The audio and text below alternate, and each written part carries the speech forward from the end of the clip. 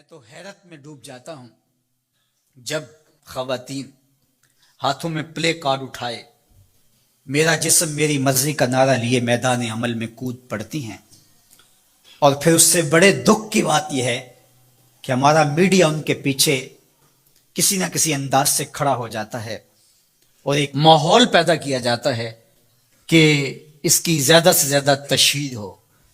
میرا معاشرہ، میرا دین، میری مشرقی روایات، میرا کلچر، میرا تمدن، میری تہذیب اس کی حمایت نہیں کرتا۔ میرا دین تو مجھے اس بات کا سبق دیتا ہے، میری بہن کو، میری بیٹی کو، میری ماں کو، میری بیوی کو میرا دین یہ سبق دیتا ہے کہ وَلَا تَضْرِبْنَ بِأَرْجُلِهِنَّ لِيُعْلَمَ مَا يُخْفِينَ مِنْ زِينَتِهِنَّ، کہ وہ اتنے زور سے قدم بھی نہ رکھیں کہ ان کے پاؤں میں پڑے ہوئے پازیب کی چھنکار غیر مرد کے کانوں تک پہنچے۔ جو اسلام اپنی شہزادیوں کے پاؤں میں پڑے ہوئے پازیب کی جھنکار بھی غیر مرد تک جانے سے روکتا ہے، تو کیسے گوارا کیا جا سکے کہ ٹھمکے لگا کے عورتیں ہاتھوں میں پلے کارڈ اٹھائے بلند آواز سے نعرے لگا رہی ہوں اور جو ہے وہ دھمک دھمک کر کے جو ہے وہ اپنے حقوق مانگ رہی ہو۔ تم حقوق کس سے مانگتے ہو؟ محمد عربی نے تمہیں 14 صدیاں قبل حقوق دیے،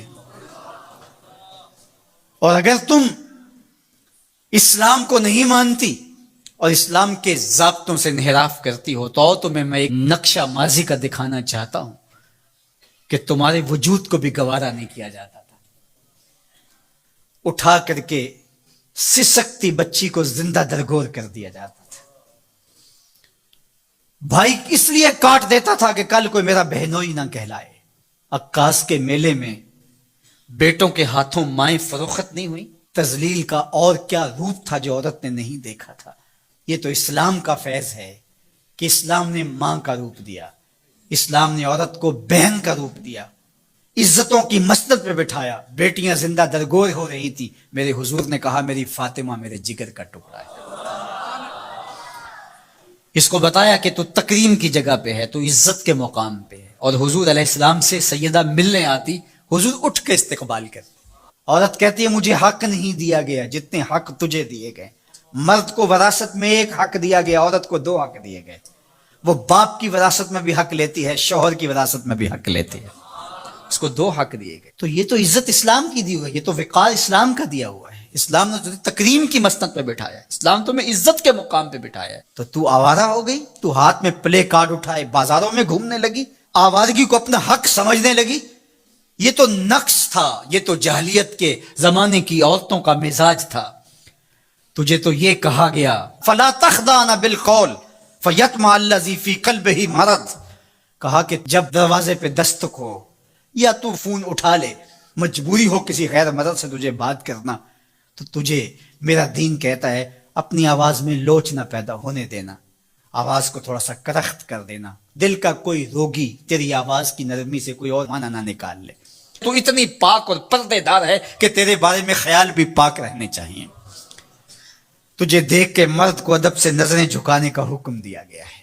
نگاہیں نیچی کر لو، محمد کی شہزادی آ رہی ہے، نگاہیں نیچی کر لو، فاطمہ کی بیٹی آ رہی ہے، نگاہیں نیچی کر لو، عائشہ کی بیٹی آ رہی ہے۔ تو عزت کے مقام پہ بٹھائی گئی، تو کس نے تجھے آوارہ کر دیا؟ کس نے تجھے بدچلن کر دیا؟ چند ٹگوں پہ، چند ملکوں کے سرمائے پہ، اور چند آوارہ عورتوں کے کہنے پہ جو مغرب کی وظیفہ خور ہیں اور جو نہ نظریہ پاکستان کو مانتی ہیں اور نہ ہی نظریہ اسلام کو مانتی ہیں، ان کے کہنے پہ تو ان کے ساتھ جا کے کھڑی ہو گئی۔ پلٹا واپس، تیری راہیں تیرا دین دیکھ رہا ہے۔ یہ 4 دن کی زندگی ہے، یہ بکھر کے ٹوٹ جانے والی سانسیں ہیں۔ آجا، تیرا دین انتظار کر رہا ہے، تیری نسلیں تیرا انتظار کر رہی ہیں۔ بطول باش و پنہا شو ازیں اثر کہ در آغوش شبیر بگیری۔ اقبال نے کہا بہن بطول بن جا اور زمانے کی نگاہوں سے پوشیدہ ہو جا، پھر تیری آغوش میں بھی حسین کے جانشین پیدا ہوں گے۔ تو مغرب کی ٹینوں نہیں ہے، تو محمد کی بیٹی ہے، اور تیرا پردہ تیرے لیے بوجھ نہیں ہے، تیرے پردے کی ایک ایک سلوٹ تیری آبرو کا پیرا ہے۔ تیرا برقع تیری عظمتوں کا نشان ہے، جب تو برقعے میں سمٹ کر، جب تو شرعی پردے کے ساتھ ڈھیلا لباس